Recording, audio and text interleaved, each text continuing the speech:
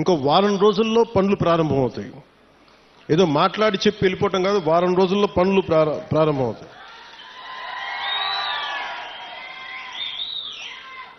అంటే ఎవరికి ముందుగా ఈ రోడ్లు అంటే ఎవరికైతే అత్యంత particularly vulnerable group tribal groups ఉన్నాయో వాళ్ళకి చేరటానికి, వాళ్ళకి చేరువవ్వడానికి, వాళ్ళకి చిన్నపాటి సౌకర్యం కల్పించడానికి మా ప్రయత్నం. కూటమి ప్రభుత్వానికి ఇక్కడ ఓట్లు రాలేదు.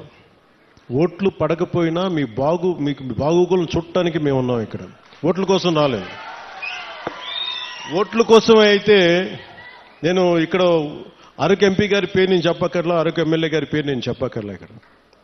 కానీ ఇది ప్రభుత్వం, పార్టీలు మారుతూ ఉంటాయి, కొత్త ప్రభుత్వాలు వస్తుంటాయి. కానీ మనం ఎవరు శత్రువులం కాదు.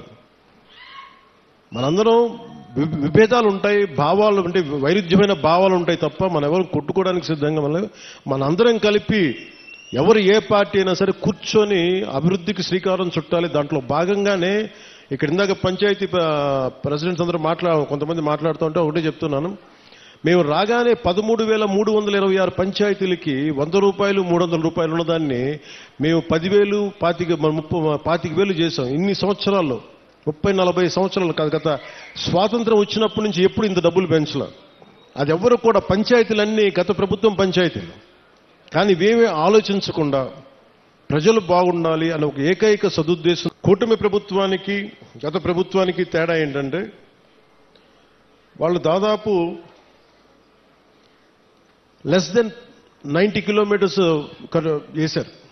5 సంవత్సరాల కాలంలో కేవలం 90 కిలోమీటర్లే ఖర్చు పెట్టి 92 కోట్లు మాత్రమే ఖర్చు పెట్టారు 5 సంవత్సరాల కాలంలో.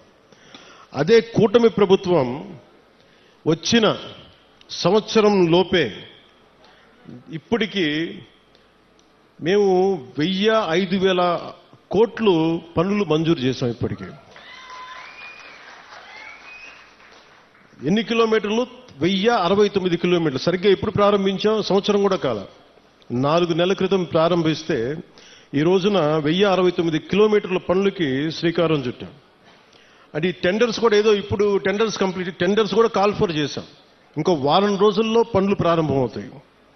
ఏదో మాట్లాడి చెప్పి వెళ్ళిపోవటం కాదు, వారం రోజుల్లో పనులు ప్రారంభమవుతాయి.